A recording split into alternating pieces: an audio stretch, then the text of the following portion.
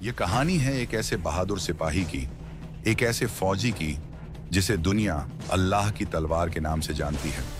नाम था हजरत खालिद बिन वलीद रजी अल्लाहु अन्हु।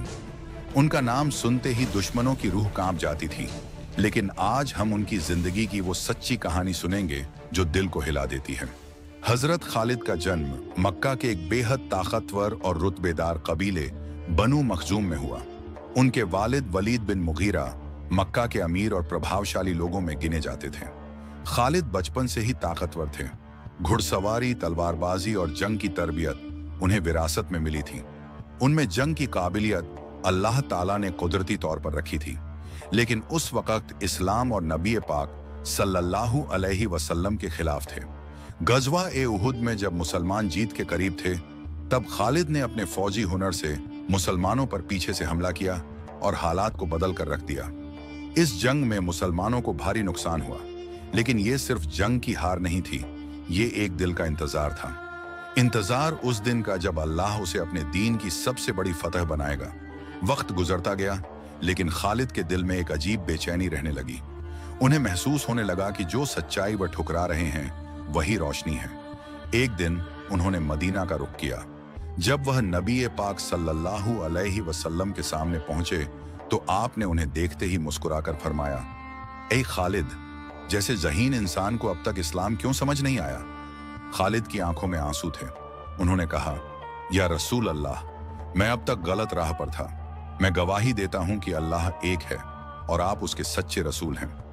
वो लम्हा जब एक ऐसा शख्स जो कल तक इस्लाम का दुश्मन था, आज उस पर जान लुटाने को तैयार खड़ा था, वो लम्हा इस्लाम की तारीख का सबसे हसीन लम्हा था।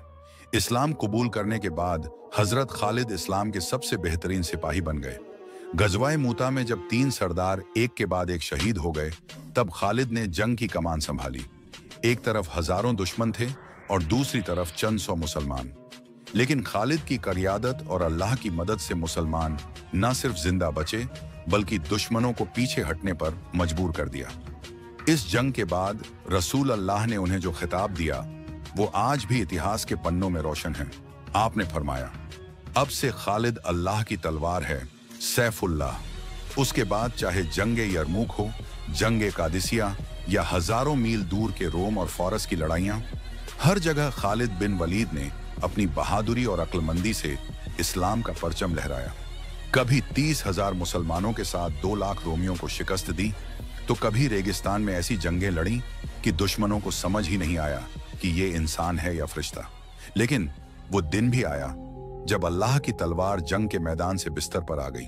मौत करीब थी और खालिद की आंखों में आंसू थे।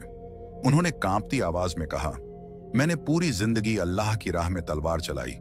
मेरे जिस्म का कोई ऐसा हिस्सा नहीं जिस पर जख्म ना हो, लेकिन देखो, मैं बिस्तर पर मर रहा हूं। जैसे कोई बुजदिल, मुझसे बेहतर वो है जो शहीद हो जाए। ये वो दर्द था जो सिर्फ एक सच्चा मोमिन ही महसूस कर सकता है।